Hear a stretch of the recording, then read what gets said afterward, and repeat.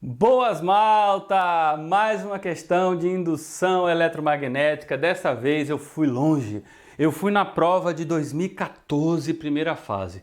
Malta, todo ano cai indução eletromagnética. Por que eu fui até 2014? Porque cada hora que eu ia selecionando uma questão, eu ia encontrando uma questão melhor, outra melhor, outra melhor. Então eu resolvi ir até 2014. Depois disso eu disse não. A malta vai se abusar de indução, já tá bom, eu acho que eles já estão preparados para qualquer questão de exame nacional. Então essa é a nossa última questão de Zona Nerd do assunto indução eletromagnética. Também tem um texto aí gigantesco e 4 perguntas a serem feitas. Então vem comigo porque muita coisa a gente vai fazer. Vamos lá, vamos ler esse textozinho aqui. É um texto que bacaninha, pá.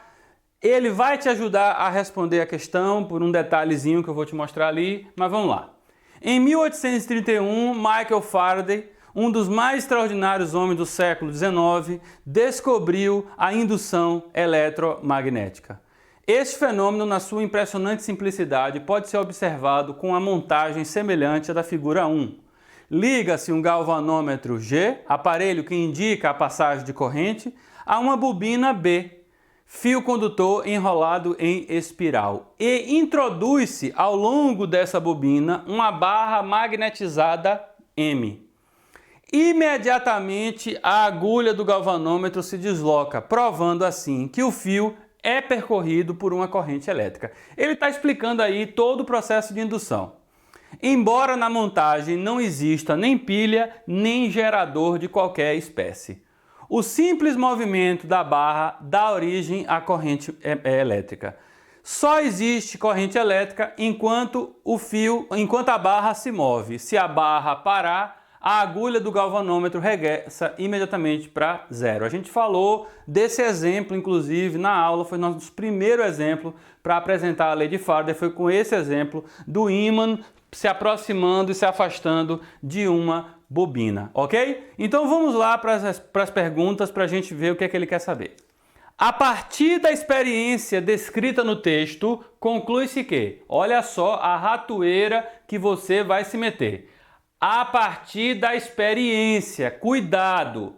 Ele pode falar coisas verdadeiras ao longo das respostas, mas não ser a partir da experiência. Então você tem que ficar atento que a sua resposta tem que vir do texto e não do que é verdade que você conhece. Então vamos lá. Letra A. Um campo elétrico origina sempre um campo magnético? Não. A gente já viu que um campo elétrico que varia no tempo vai produzir um campo magnético, mas ele não fala isso no texto, não tem nada a ver com isso. Isso aí é o princípio da próxima aula nossa, que é a parte de ondas eletromagnéticas. Então, assim, não tem nada a ver, a letra A tá falsa. Letra B. Um campo magnético origina sempre uma corrente? Um campo magnético origina sempre uma corrente? Nós vimos no texto ele dizer que quando a barra estava parada, não tinha corrente, embora a gente saiba que o fluxo do campo está lá. Então não é o fato de ter o campo, de ter o fluxo, que vai produzir a tal corrente. Então essa B também está falsa. Letra C. Uma corrente elétrica pode originar um campo magnético? Na verdade, o que Ørsted mostra é que uma corrente elétrica sempre vai criar um campo magnético. Então não é baseado na experiência, não tem nada a ver isso aí. Letra D é a resposta correta, vamos ver por quê. Uma barra magnetizada em movimento pode produzir uma corrente elétrica. Essa é a resposta correta. Quando eu digo que essa é a resposta correta, vem aluno me perguntar, mas Vicente, ele falou pode, e a gente viu ali que produz. Ele viu que produz. E por que é pode e não produz? Porque é o seguinte, se você tiver uma espira assim, e você pegar um ímã em forma de barra norte e sul, e aproximar ou afastar sobre ele, você vai ter aqui uma corrente. Agora imagine que a sua espira estivesse aberta. Eu expliquei isso em detalhes na aula de indução lá para os alunos do Learning Academy. Então presta atenção. Se eu tivesse o ímã aqui aproximando e afastando, eu teria aqui uma força eletromotriz induzida de acordo com a lei de Faraday. Força eletromotriz induzida é a variação do fluxo dividido pelo tempo. Ou seja, eu tenho variação do fluxo e isso produz força eletromotriz.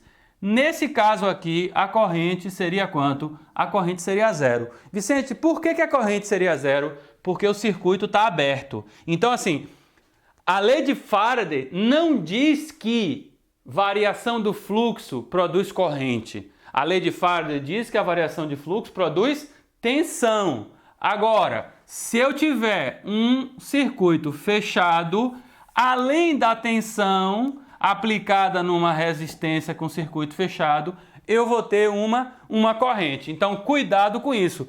A questão foi muito bem formulada. Quem fez a questão teve aí um cuidado muito grande, que nem sempre acontece, que uma barra em movimento, ela não origina um campo, uma corrente elétrica. Ela pode originar. Naquele exemplo, originou porque tinha o quê? Tinha um circuito fechado com um galvanômetro. Então, cuidado com essa pegadinha aí, que é das antigas, das antigas, uma ratoeira antiga que você não pode cair. Vamos agora na questão número 2. Na experiência descrita, enquanto a barra magnetizada estava parada, a agulha do galvanômetro estava zero. Por quê? Por que a agulha marcou zero? Quando é que a força eletromotriz é zero? Quando o fluxo é constante. Fluxo constante, variação do fluxo zero. Então, letra A força eletromotriz induzida nos terminais, ela é elevada. Ora, se eu tivesse força eletromotriz, eu teria corrente. Então, letra A está falsa. Letra B, o campo magnético criado pela barra é uniforme? Não, não me interessa aqui se o campo é uniforme ou não. Se o campo fosse variável, melhor ainda. Aí eu não precisaria nem ficar aproximando e afastando. Ele já cuidaria da variação. Letra B também é falsa. O fluxo magnético é pequeno? Não. Se o fluxo for pequeno, a variação vai ser pequena, a força vai ser pequena, mas não quer dizer que isso aí seria zero. Letra D. A variação do fluxo na bobina é zero. Claro, se eu tiver variação do fluxo zero, força eletromotriz zero, corrente induzida zero. Portanto, a resposta aí é letra D. Eu tenho mais duas perguntas. Uma bonita e uma muito básica que dá até dá medo de você errar. Quer ver? Questão 3. Numa experiência semelhante à descrita no texto, o módulo da força eletromotriz induzida será tanto maior quanto menor for o número de espiras e menor for a área de cada espira. Vamos voltar aqui, já falei sobre isso. A força eletromotriz é a variação do fluxo no tempo. O fluxo a gente calcula como? O fluxo magnético a gente calcula BA cosseno de θ. Então pense comigo. Sim, isso é o fluxo numa espira. Se eu for calcular o fluxo numa bobina, vou botar aqui, fluxo magnético numa bobina, nós temos que multiplicar por N, onde N é o número de espiras. Então, quanto menor o número de espiras, menor o fluxo, menor a variação, menor a força eletromotriz. Portanto, a letra A está falsa. Letra B. Quanto menor for a área, malta, se a área for pequena, o fluxo vai ser pequeno, a variação vai ser pequena e a força eletromotriz também vai ser pequena. Portanto, é falsa também. Maior for o número de espira e mais rápido for o movimento da barra. Olha só, quando eu aumento o número de espiras, eu tenho um fluxo grande, uma variação de fluxo grande, portanto uma força eletromotriz maior. Verdade. E quanto mais rápido for o movimento, verdade também. Quanto menor o tempo, maior a força eletromotriz. Então, o que é que faz a força eletromotriz aumentar? Faz a variação de fluxo ser grande ou o intervalo de tempo ser pequeno. O que é que faz a variação do fluxo aumentar? Quando eu vario o número de espiras, quando eu vario vario a intensidade do campo ou quando eu aumento a minha área. Portanto, observe que a letra C é a resposta correta. Letra D, maior for o número de espiras e menor for a área? Não, diminuiu a área, diminui o fluxo, diminui a força eletromotriz. Questão 4. Qual é a unidade no Sistema Internacional de Força Eletromotriz? Gente, pelo amor de Deus, é tão fácil que às vezes atrapalha. Força eletromotriz é o quê? É uma tensão elétrica. Tensão elétrica a gente mede em quê? Tensão elétrica a gente mede em volt. Então, pelo amor de Deus, escreve lá volt e vai-te embora, não inventa nada, ok? Malta, um grande abraço, um grande beijinho. Já sabe, qualquer dúvida, vai lá na nossa seção Tira Dúvida ou então volta na nossa aula que tem tudo isso explicado no detalhe. Grande abraço, tchau!